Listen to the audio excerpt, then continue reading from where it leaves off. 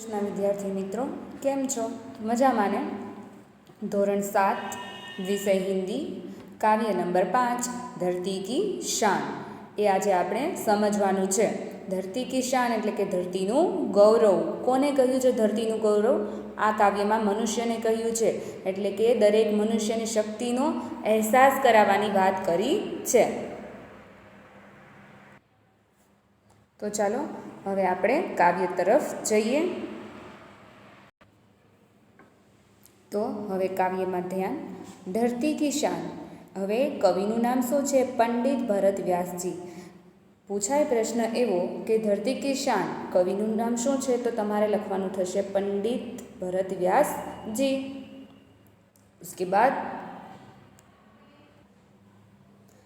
उसके बाद हम प्रस्तावना देखते हैं. पंडित भरत व्यास जी हमारे जाने माने गीतकार थे. એટલે શું હતા? એ ગીતો ગાતા હતા, એટલે એને કહેવામાં આવ્યું છે ગીતકાર, संगीतकार. पंडित भरत व्यास जी थे वो संगीतकार यानी कि गीतकार भी थे. उनका जन्म 18 दिसंबर 1918 में राजस्थान में चूरू गांव में हुआ था. कौन से गांव में? चूरू गांव में. 18 दिसंबर 1918 में राजस्थान के चूरू गांव में हुआ था.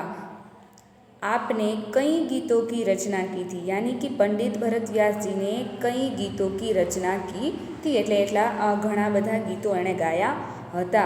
यह गीत सन 1958 में आई हिंदी फिल्म गाँव गौरी से लिया गया है.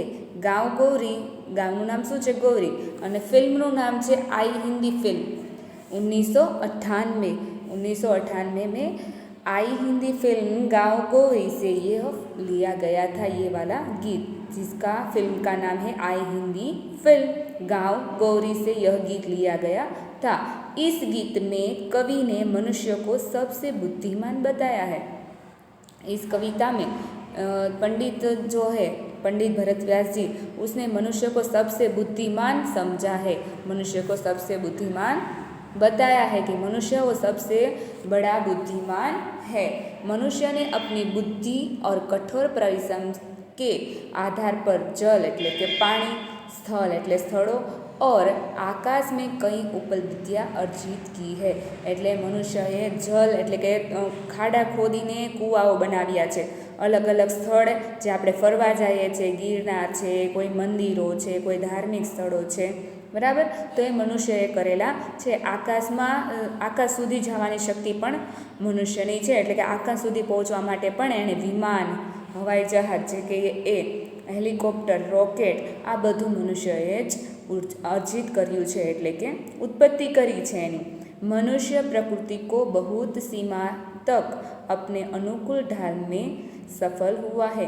એટલે પ્રકૃતિની અલગ અલગ સીમામાં એ શું થયો? સફળ સાબિત થયો છે. એ દેશની સરહદ સુધી પણ પહોંચ્યો છે, બરાબર. એ ભણી ગણી અને ખૂબ જ મોટો પણ થયો છે. એણે એવી કોઈ શોધ બાકી રાખી નથી. मनुष्य के लिए कोई भी कार्य असंभव नहीं है. कवि क्या कहते हैं यहाँ कि मनुष्य के लिए कोई भी कार्य असंभव है नहीं. मनुष्य जो चाहे वो कर सकता है. मनुष्य जो चाहे, जो दिल में आए वो कर सकता है अपनी बुद्धि के अनुसार. यही भाव काव्य में अंतर्निहित એટલે કે व्यक्त किया गया है, और यही बात मनुष्य की महानता का प्रमाण देता है. मनुष्य क्या है? बड़ा महान है, ऐसा पंडित भरत व्यास जी कहते हैं.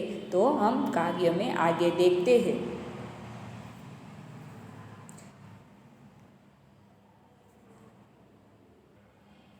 तो काव्य में ध्यान आपको पुस्तक में देखना है और शब्द को भी समझना है.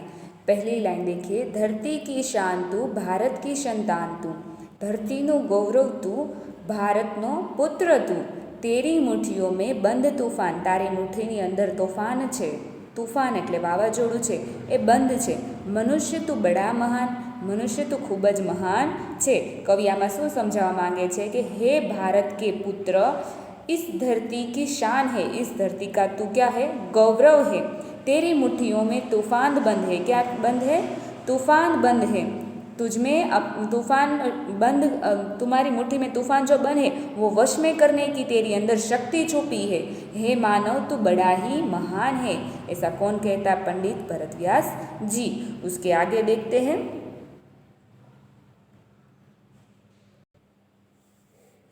उसके बाद कवि कहते हैं, તું ચાહે તો પર્વત પહાડ કો ફોડ દે। શું કહે છે? તું જો ઈચ્છે તો પર્વતના પણ ટુકડા કરી શકે છે।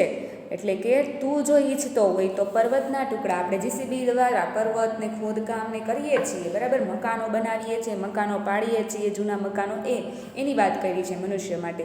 તો તું ચાહે તો પર્વત પહાડ કો ફોડ દે એટલે તોડી શકે છે। જો અહીંયા ચિત્ર પણ આપ્યું છે। તું ચાહે નદીઓ કે મુખ કો ભી મોડ દે એટલે આપણે નદીની અંદર અલગ અલગ ડેમ ને સરોવર, ડેમની અંદર કેમ પાળા બાંધેલા હોય તો આપણે એના મુખ છે એ બદલી શકીએ છીએ। ખેતરમાં આપણે પાકની વાવણી કરીએ છીએ ત્યારે પણ પાળા બાંધીએ છીએ, બરાબર। તો અલગ અલગ રીતે નદીઓના મુખની દિશા પણ બદલી શકીએ છીએ। તું ચાહે તો નદીઓ કા મુખ ભી મોડ सकता है। नदियों के मुख क्या कर सकता है? मोड़ सकता है, यानी कि नदियों की दिशा है वो बदल सकता है। તું ચાહે તો માટી સે અમૃત નિચોડ દે। શું કે? તું અગર ઈચ્છે તો માટીમાંથી અમૃત બહાર કાઢ। અમૃત કોને કહેવામાં આવ્યું છે? અહીંયા પાણીને કહેવામાં આવ્યું છે। હવે ખેડૂત ચાહે તો એના ખેતરની અંદર કૂવો ખોદી શકે છે, ખોદીને એમાંથી અમૃતરૂપી પાણી બહાર કાઢી શકે છે। તો અહીંયા મનુષ્યને ખૂબ જ શક્તિશાળી કહ્યો છે કે તું ચાહે તો માટી સે અમૃત ભી નિચોડ દે। તું જો ચાહે તો ધરતી કો અંબર સે જોડ લે એટલે કે ધરતી અને આકાશ બંનેને જોડી શકે। તું ચાહે એટલે કે ધરતી ઉપર માણસ સ્કૂટર પણ ચલાવી શકે છે અને આકાશમાં વિમાન પણ ચલાવી શકે છે। તો તું ચાહે તો ધરતી और अंबर को क्या कर सकता है? जोड़ सकता है। अमर तेरे प्राण मिला तुझे वरदान। अमर तत्वનું વરદાન તને મળ્યું છે। તેરી આત્મા મેં સ્વયં ભગવાન હે રે એટલે કે તારી આત્મામાં સ્વયં ભગવાન શિવ છે, તારા હૃદયની અંદર ભગવાનનો વાસ છે, એટલે તને અમર તત્વનો वरदान મળ્યું છે। चलो आगे समझूती और एक बार देखते हैं। आत्मविश्वास को जगाते हुए कवि कहते हैं कि हे मनुष्य तू चाहे तो पर्वत को तोड़ सकता है, तू चाहे तो नदियों के मुख को भी मोड़ सकता है, तू फसलें पैदा कर सकता है, तू अपनी इच्छा अनुसार धरती आकाश को साथ में जोड़ सकता है, तू ऐसे काम करके अमर हो सकता है। अब उसके आगे हमें देखना है, उसके आगे हमें देखना है क्या कहते हैं कवि? नयनों में ज्वाल तेरी એટલે નયનો એટલે આંખો, જ્વાલ એટલે અગ્નિ, તારી આંખોની અંદર આગ છે, તેરી ગતિ में ભૂચાલ, તારી ચાલમાં ભૂકંપ, તારી ચાલ છે ભૂકંપ જેવી છે, તેરી છાતી में छिपा महाकाल है એટલે તારા હૃદયની અંદર ભગવાન શિવનો વાસ છે। પૃથ્વી કે લાલ તેરા હિમગીરી सा ભાલ એટલે કે પૃથ્વીના લાડલા તારો મગજ છે એ હિમાલય પર્વત જેવો છે। तेरी बुकुटी में तांडव का ताल है એટલે શું કહે છે? તું ચાહે તો ધરતી पे तांडव भी कर सकता है। निज को तू जान શું કહે છે? તારા અંદરની રહેલી શક્તિને તું पहचान, जरा शक्ति को पहचान, तेरी वाणी में युग का आह्वान है એટલે કે તું ચાહે તો નવો જે યુગ આવે છે એને તું લલકાર આપી શકે છે। ચાલો સમજૂતી સમજીએ। हे मनुष्य तेरे नयनों में क्रोध रूपी शक्ति है। क्या है? तेरे नयनों में क्या है? क्रोध रूपी शक्ति है। अग्नि की ज्वाला है। तेरी चाल में वो शक्ति है कि तू भूचाल भी ला सकता है और चाहे तो भूकंप को रोक भी सकता है। तेरी छाती में महाकाल विराजमान बैठे हैं। तेरे पास हिमगिरी जैसा यानी कि हिमालय के जैसा भाल, भाल એટલે કે દિમાગ, बराबर, दिमाग है। तेरी भुकुटी अगर तिरछी हो जाए तो पृथ्वी पर तांडव हो सकता है। શું કહે છે? તારી અંદર એવી જ્વાળા ફેલાઈ જાય તો તું ધરતી ઉપર તાંડવ કરી શકે છે। હે મનુષ્ય તું અત્યંત બડા શક્તિશાળી है अब तू खुद को पहचान, तेरी शक्ति को पहचान। तेरी वाणी में नए युग की क्या है, ललकार है। कवि यहाँ कहते हैं कि तुझ में अगर क्रोध आ जाए तो तेरी आँखों में आग बरसने लगती है। तेरी चाल में भूकंप सी चाल है, तेरी चाल है वो भूकंप भी ला सकती है। तेरे हृदय में महाकाल का निवास है, हिमालय जैसा ऊंचा दर्जा वाला तेरे पास क्या है, दिमाग है।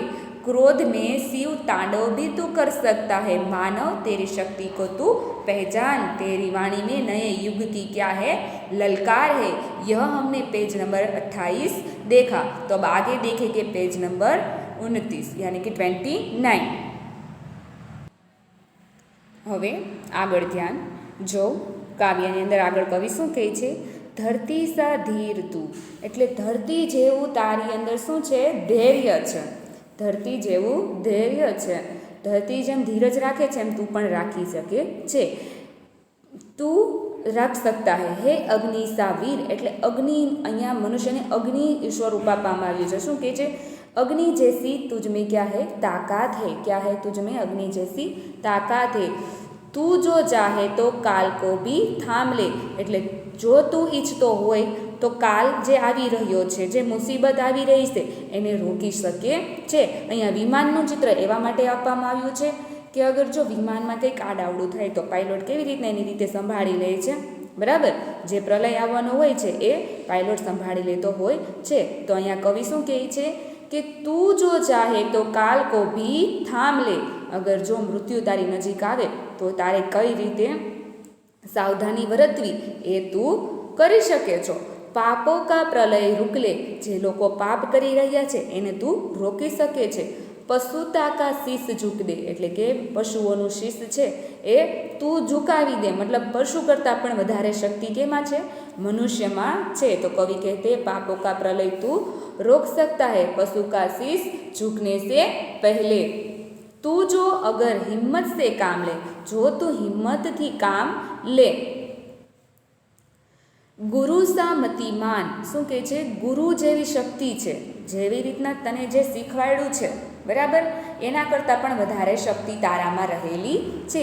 પવન સા તું ગતિમાન હે, પવન જેવી ગતિ તારી અંદર છે। તેરી નભ સે ઊંચી ઉડાન હે, એટલે આકાશ કરતાં પણ તારી ઉડાન છે એ ઊંચી થઈ શકે છે। જેમ આપણે સુનિતા વિલિયમ ઉપર જઈ આવ્યા, કલ્પના ચાવડા જઈ આવ્યા, એ મનુષ્યની વાત કરવામાં આવી છે કે આકાશની ઉપર પણ તું જઈ શકે છે। તો આપણે આમાં સમજી લઈએ, जैसे धरती के धैर्य, जैसा धरती का क्या है, धैर्य है, वैसे ही तू धैर्य रख सकता है। अग्नि जैसी तुझ में क्या है, ताकत है। तू जो चाहे तो हिम्मत से काम ले सकता है, तू जो चाहे तो प्रलय को भी रोक सकता है। तुझ में महादेव जैसी बुद्धि है, पवन जैसी क्या है, गति है। तू आकाश से भी ऊंचे पहुंचने की ताकत रखता है। कैसे ताकत रखता है, तो हम आगे चित्र में देखते हैं। देखिए यहाँ, हे मनुष्य तू गुरु के जैसा क्या है, बुद्धिमान है। એટલે પાયલોટ છે એને પણ શીખવાડવામાં આવ્યું હોય ને કે એવી રીતના ચલાવવું એ, તો એના ગુરુની વાત કરી છે કે ગુરુ કરતાં પણ તું વધારે બુદ્ધિમાન થઈ શકે જો તું તારી શક્તિ ચલાવે તો તું गुरु जैसा क्या है, बुद्धिमान है। और पवन सा क्या है, पवन जैसी तुझ में क्या है, गति है। तू आकाश से भी ऊंचे पहुँच सकता है। અહીંયા તમે જોઈ રહ્યા છો વિમાનની અંદર જે બેઠેલા વ્યક્તિ છે એ આકાશ સુધી પહોંચી શકે છે। तू मनुष्य बड़ा ही महान है। तो यहाँ हमारी कविता क्या होती है, समाप्त होती है। उससे पहले हम शब्दार्थ देख लेते हैं। तो सबका ध्यान शब्दार्थ में। चलो पहला कौन सा शब्द है, शान। शान એટલે કે વૈભવ। અહીંયા શાન એટલે વૈભવ અને ગૌરવ। મનુષ્યને કહ્યું છે કે તું ધરતીનો વૈભવ છે, ધરતીનું ગૌરવ છે। મુખ એટલે પ્રવાહ અને વહેણ। ગુજરાતીમાં આપણે શું કહીએ, ચહેરો। તારા મુખથી પ્રવાહ અને વહેણ વહે છે એમ, એટલે ગુજરાતીમાં આપણે કહીશું ચહેરો। ધરતી એટલે પૃથ્વી અને ધરા, ગુજરાતીમાં કહીશું જમીન। અંબર એટલે આકાશ, નભ, ગગન। ज्वाल यानी क्या होगा, अग्नि होगा। ज्वाल यानी कि अग्नि। भूचाल एटले भूकंप, जे धरतीकंप आपणे कहीए छे ए। भाल एटले ललाट, ललकार, कपाळ। भूकटी एटले भो, एक प्रकारनी जमीन। એટલે કે તારી ચાલ કેવી છે, કુકુટી જેવી છે, જેને તું હલાવી શકે છે. काल એટલે કે સમય. मतिमान यानी कि बुद्धिमान. क्या है? बुद्धिमान. हम किसी को कहते ना अरे यार तेरी मति क्या मर चुकी है, એટલે કે શું તારી બુદ્ધિ છે એનો વિનાશ થઈ ગયો છે. उसी तरह मतिमान यानी कि बुद्धिमान. तो यहाँ हम हमारी कविता समाप्त करते हैं. Okay done.